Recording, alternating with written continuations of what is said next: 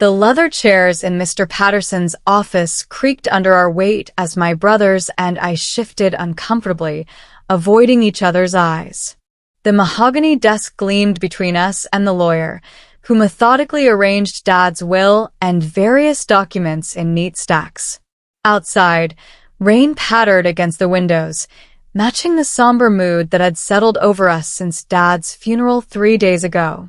I smoothed my black skirt, wondering how quickly we could get through this, so I could return to my apartment and finally allow myself to break down in private. Grief had been hovering at the edges of my consciousness, and I'd been holding it at bay through sheer force of will. "Thank you all for coming today," Mr. Patterson began, adjusting his wire-rimmed glasses. "I know this is a difficult time for the family." My older brother Anthony nodded stiffly, while my younger brother Richard stared blankly at the bookshelf behind the lawyer's head. Eleanor, Ellie to most, sat between them, acting as the buffer I'd always been throughout our childhood. "Your father, Jonathan Wallace, was very specific about his wishes," Mr. Patterson continued, his fingers tracing the edges of the document before him. "Before I begin the formal reading, I should inform you that there's someone else who should be present for this proceeding." The three of us exchanged confused glances. Mom had passed 5 years earlier, and Dad had never remarried. There were no other immediate family members who would have a stake in his will. "Who?" Anthony finally asked, his deep voice breaking the silence. Mr. Patterson's gaze flicked to each of us before he answered. "A man named David Wallace. Your father has instructed me to contact him prior to this meeting, and he should be arriving momentarily." The name hung in the air like a foreign object. David Wallace? Dad had never mentioned anyone named David. The silence in the room grew oppressive as we waited, the ticking of the antique clock on the wall marking each excruciating second. Who was this man who shared our last name? And why was he important enough to be included in our father's will? Just as Richard opened his mouth to demand answers, a knock came at the door. My heart seemed to stop as the door swung open, revealing a man who couldn't be more than 30. Tall and lean, with familiar hazel eyes that made my stomach drop. Eyes that I saw every morning in the mirror. Eyes that all three of us had inherited from our father. "I'm David," he said simply, his voice carrying a slight nervousness as he took in the three of us staring back at him. "David Wallace." The ground seemed to shift beneath my feet as the impossible truth clicked into place before Mr. Patterson even began to explain. This wasn't a distant cousin or some unknown relative. The resemblance was too striking, too precise. This was our brother. Mr. Patterson cleared his throat. As I was about to explain, Jonathan Wallace had another son. "David is your half-brother." Anthony shot to his feet, his face flushing with anger. "That's impossible. Our parents were married for 35 years before Mom died. Dad would never." "I understand this comes as a shock," Mr. Patterson interrupted gently. "But I assure you, your father confirmed all of this with me personally before his passing. David is 22 years old. His mother, Lydia, and your father had a relationship." The word relationship hung in the air like poison. 22 years. Mom had still been alive. Dad had been living a double life for over 2 decades, and none of us had known. Not when we gathered for Sunday dinners, not during family vacations, not even when Mom was dying and Dad had seemed so devoted at her bedside. I felt David's eyes on me as Mr. Patterson gestured for him to take the remaining seat. Who was this stranger with my father's eyes? And how much had Dad loved him, loved his other family, while we remained oblivious to their existence? "I'd like to proceed with the reading now," Mr. Patterson said, breaking the stunned silence that had fallen over the room. "Jonathan Wallace, being of sound mind and body, hereby declares this to be his last will and testament." As the lawyer continued, I found myself unable to focus on his words. Instead, I studied David from the corner of my eye.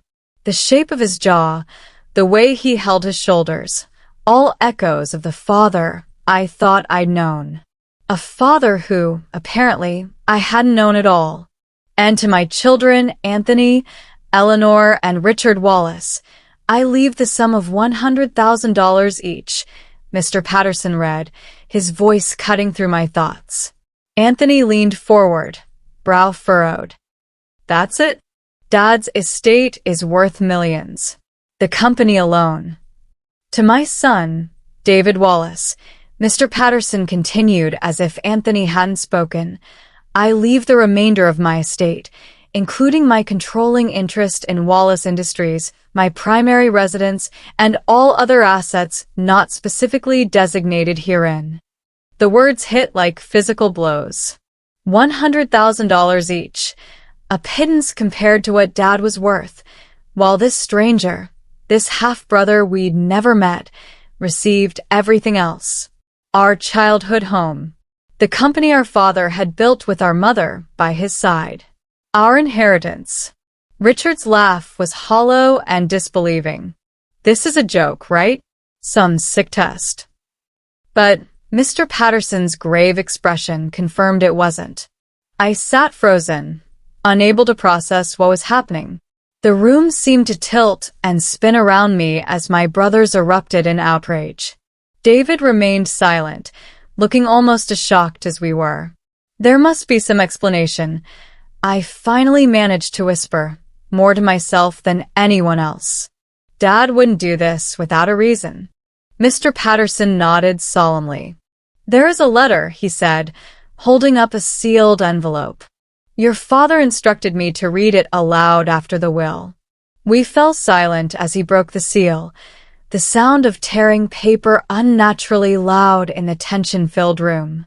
What could possibly explain this betrayal? What words could justify destroying everything we thought we knew about our family in a single afternoon? The lawyer cleared his throat and began to read in Dad's voice, those familiar cadences and phrases that had once brought comfort, now twisting like knives. My dear children, if you're hearing this, then you've just met your brother David, and you're undoubtedly confused and angry. I don't blame you. What I've done is unforgivable in many ways. But before you judge me too harshly, there are things you need to understand about our family, secrets I've kept not just from you, but from everyone. I leaned forward, hanging on every word. What secrets could possibly explain this?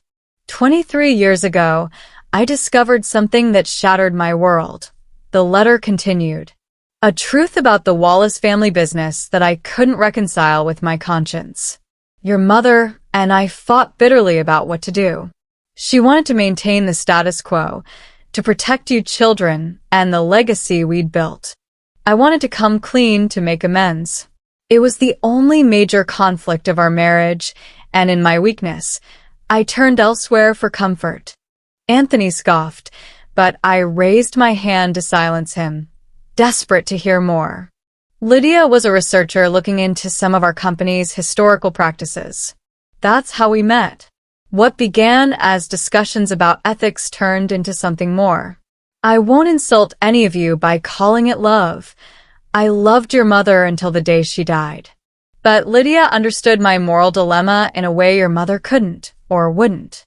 The letter continued, describing how Dad had maintained the relationship in secret, how David was born, and how Dad had supported them financially while keeping their existence hidden from us. It was all so calculated, so deliberate that it made me sick. The father I thought I knew, principled, honest, devoted, was revealing himself to be someone else entirely. As for my decision regarding the inheritance, the letter went on, it is not made out of greater love for David or lesser love for you three. Rather, it is because David was raised knowing the truth about Wallace Industries. He understands what must be done to right the wrongs of the past, and he has prepared his entire life for this responsibility. Anthony, Eleanor, Richard, you three have built your own lives, your own successes. David has only ever been prepared for this one purpose. I glanced at David, who was staring at his hands in his lap. What truth? What wrongs? Dad's letter was revealing more questions than answers. If you want to understand my decision fully, you must learn what David already knows. Go to the cabin at Lake Henderson. In the study, behind the painting of the lake at sunset, there's a safe. The combination is your mother's birthday, May 17th, 1962. Inside, you'll find everything I couldn't bring myself to tell you in person. Once you know the truth, you may still hate me, but perhaps you'll understand. Mr. Patterson folded the letter and looked up at us. That concludes Jonathan Wallace's personal message. For several long moments, no one spoke. The revelation hung in the air between us, too enormous to immediately process. Our entire family history had just been rewritten, and none of us knew how to respond. David was the first to break the silence. I didn't ask for any of this, he said quietly. I didn't even know he was going to. Shut up, Anthony snarled, rising to his feet. Just shut up. You don't get to play innocent. You've known about us your entire life while we never even knew you existed. I placed a restraining hand on Anthony's arm. We need to go to the cabin, I said firmly. Whatever Dad was hiding, we need to know. Richard shook his head. Why bother? He made his choice.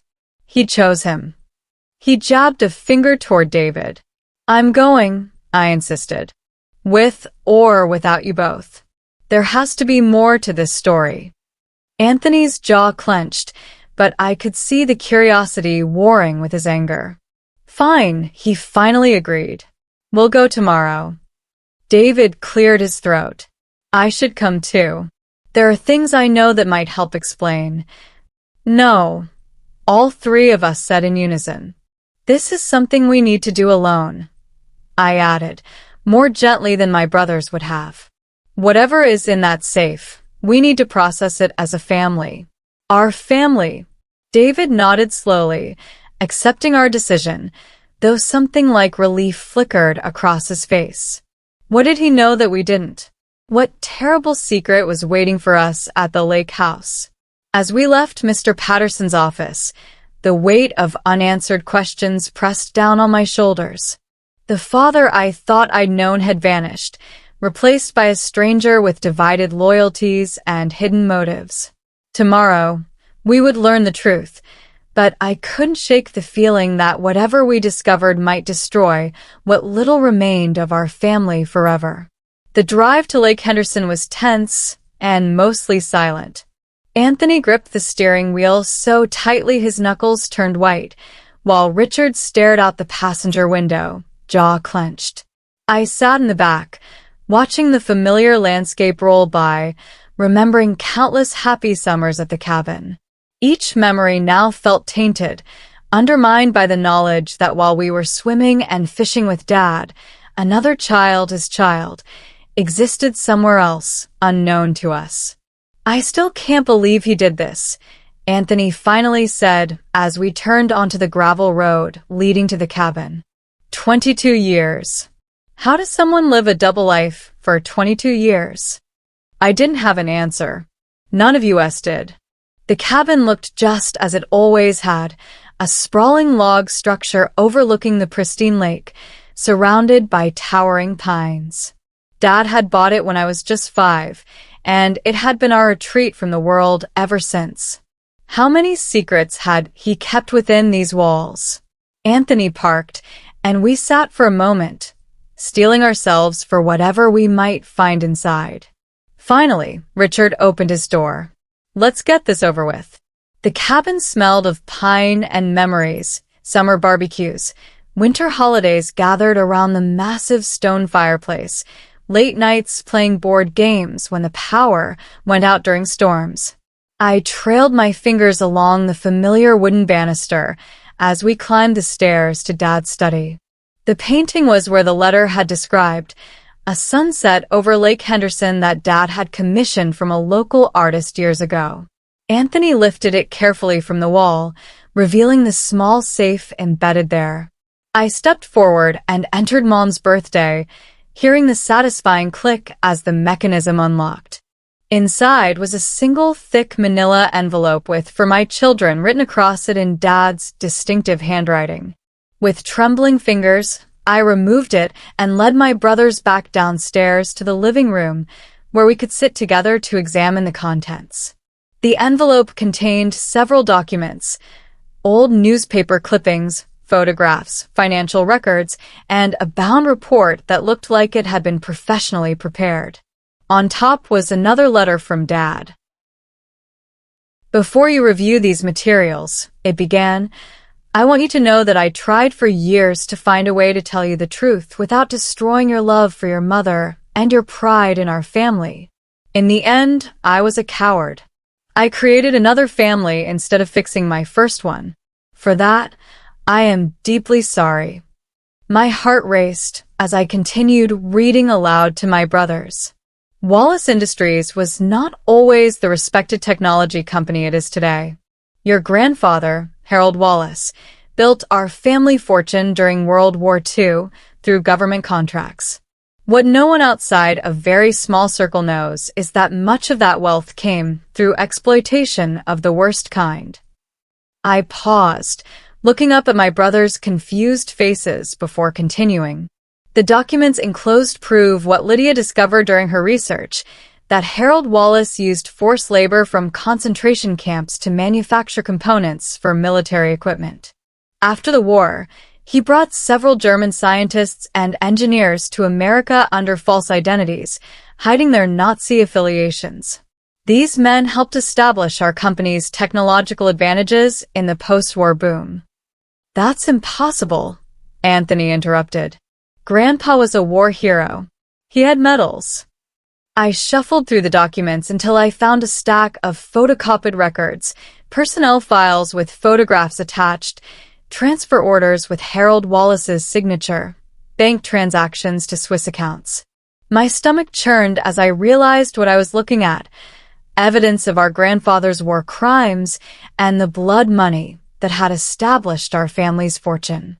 "Dad wouldn't make this up," Richard said quietly, examining a newspaper clipping about Harold Wallace's meteoric rise in the defense industry. I turned back to Dad's letter. "Your mother knew everything. When Lydia brought me the evidence, I confronted your mother, expecting her to be as horrified as I was. Instead, she admitted that she'd always known. Her family had helped Harold cover his tracks when he immigrated to the U.S. This was the foundation of their marriage, a shared secret and mutual protection. I couldn't reconcile this with the loving, principled woman who had raised me. Mom had always emphasized honesty above all else, had taught us to stand up for what was right. How could she have participated in concealing such horrible crimes? Dad wanted to come clean," Anthony said slowly, piecing it together, "to make reparations. And Mom refused." I nodded, continuing to read. "For 20 years, your mother and I were at an impasse. I couldn't bring myself to destroy her by revealing the truth, but I couldn't live with myself continuing the cover-up. When Lydia got pregnant with David, I saw it as an opportunity, a chance to raise at least one child with complete honesty, to prepare someone to eventually make things right. The pieces were falling into place now: why Dad had left everything to David, why he had lived a compartmentalized life for so long. But it didn't make the betrayal any easier to bear. After your mother died," the letter continued, "I planned to finally tell you three the truth and unite both sides of my life. But I kept finding reasons to delay. You were dealing with grief, or going through career changes, or starting families of your own. The right moment never seemed to arrive. Then my diagnosis came, and I realized I'd run out of time. Terminal pancreatic cancer. Dad had only told us 3 months before the end, insisting he didn't want us to put our lives on hold while he fought a battle he couldn't win. David has been preparing his whole life to address our family's moral debt. The companies, the properties, the investments, they were all built on a foundation of suffering. David knows what needs to be done with them. I'm asking you to support him, not because he's your brother, but because it's the right thing to do." The letter ended with a plea for understanding and forgiveness, not just for Dad's deception, but for burdening us with a truth that would forever change how we saw ourselves and our heritage. For a long while after I finished reading, none of us spoke. The documentation was spread across the coffee table between us, irrefutable evidence of horror and complicity that went back generations. "So that's it," Richard finally said, his voice hollow. "Our entire family legacy is built on Nazi collaboration and stolen lives. And Dad's solution was to have another family?" Anthony's voice cracked with emotion. "Instead of telling us the truth and facing it together?" I stared out the window at the lake, watching the sunlight dance across the water. "He was trapped between his love for Mom and his conscience," I said softly. "He made the wrong choice, over and over. But at least he tried to make it right in the end." Anthony scoffed. "By giving everything to a secret son? How is that making it right?" "Because David knows what to do with it," I realized suddenly. Dad raised him specifically to handle this, to make reparations, to expose the truth, to dismantle the parts of our company built on suffering. We wouldn't even know where to begin. The weight of this realization settled over us. Our anger at Dad and David was still raw, but it was now tinged with something more complex, a dawning understanding of the impossible moral situation our father had found himself in, and the lengths he'd gone to in attempting to resolve it. "So, what do we do now?" Richard asked, looking lost. I took a deep breath. "I think we need to talk to David." David arrived at the cabin 3 hours later.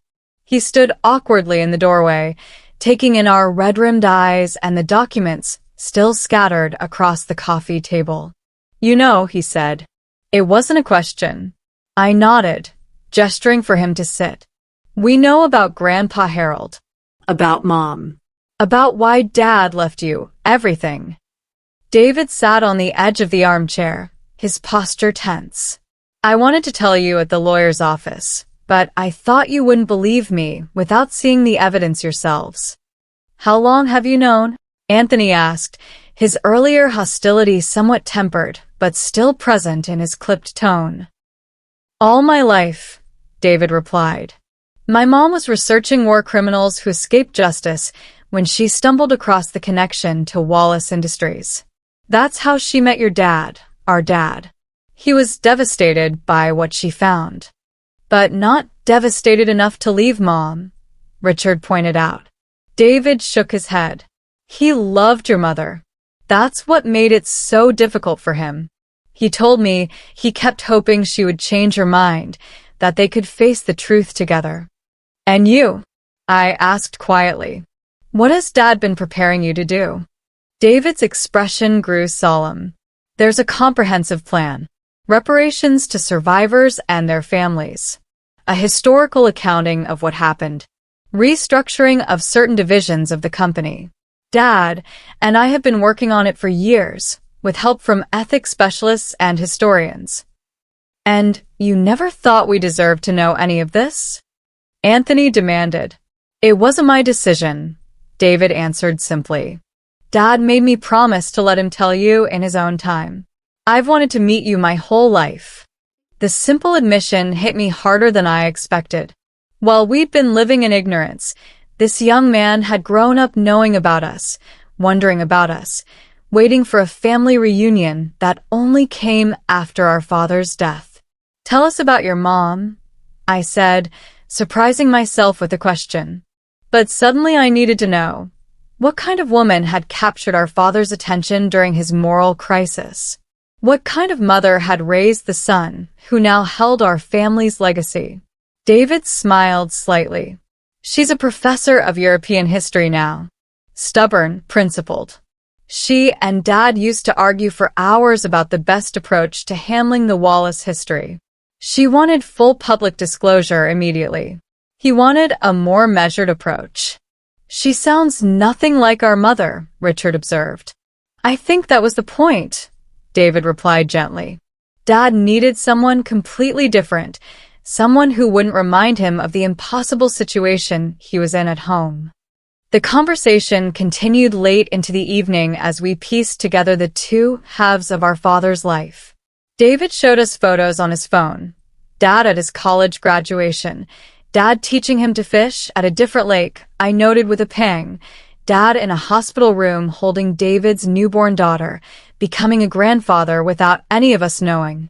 Gradually, the shock and anger began to transform into something else. A tentative curiosity about this person who shared our blood, but none of our memories. David had Dad's laugh, Anthony's analytical mind, Richard's passion for sailing. And he had pieces of our father that we'd never known, stories we'd never heard. As night fell, I found myself alone with David on the cabin's porch while my brothers prepared dinner inside. We sat in companionable silence, watching the stars reflect on the lake's surface. "I never wanted to replace you," David said finally. "Any of you. Dad talked about you all the time. He was so proud of you." I fought back tears. I keep thinking about Mom, whether she was who I thought she was at all. David considered this. From what Dad told me, she was a loving mother who would do anything to protect her family. That part was real. She just had a different definition of protection than Dad did. "And now we're stuck with the consequences of both their choices," I said. David nodded. "I know you have no reason to trust me, but I want you to know that I don't consider Dad's plan final. Whatever happens with the inheritance, with the company, I want all of us to decide together. It should be a family decision." "Family," I repeated, testing the word. "I'm not sure what that means anymore." "Maybe we can figure it out together," David suggested quietly. I didn't answer immediately, watching the gentle lapping of waves against the shore. The future stretched before us, complicated and uncertain. The family I thought I had was gone, shattered by revelations of deception and moral compromise. But in its place was the possibility of something new, something built on painful truths rather than comfortable lies. "I'd like to meet your daughter," I said finally. "My niece, I guess." David smiled, genuine and warm in a way that reminded me painfully of Dad. "She'd like that. She's obsessed with ants right now. Keeps asking when she'll get one." Inside, I could hear my brothers laughing at something, the first genuine laugh I'd heard from either of them since the lawyer's office. Perhaps there was hope for us yet, complicated and messy as it might be. "So," I said, turning to face my newfound brother, "tell me about this plan you and Dad made. If we're going to do this together, I need to understand exactly what we're facing." As David began to outline the years of research and preparation that had gone into addressing our family's dark legacy, I felt something shift inside me. Not forgiveness exactly. Not yet, but understanding. Dad had failed us in many ways, had lived a life divided by impossible choices and painful compromises. But in the end, he tried to leave us with the truth, and with each other. The question that remains for me, for all of us who have lost someone only to discover they weren't who we thought they were, is this: when a loved one's death reveals their deepest secrets, do we cling to our anger and betrayal? Or do we try to understand the impossible choices they faced, the human frailty that led them astray? And most importantly, what do we do with the messy, complicated truth they've left behind? I don't have the answers yet. None of us do. But as I sit here beside my half-brother, watching the same stars our father must have contemplated during his own moral struggles, I wonder, what would you do if everything you thought you knew about your family was suddenly rewritten? Would you turn away from the painful truth, or would you find the courage to build something new from the ruins of what you thought you had?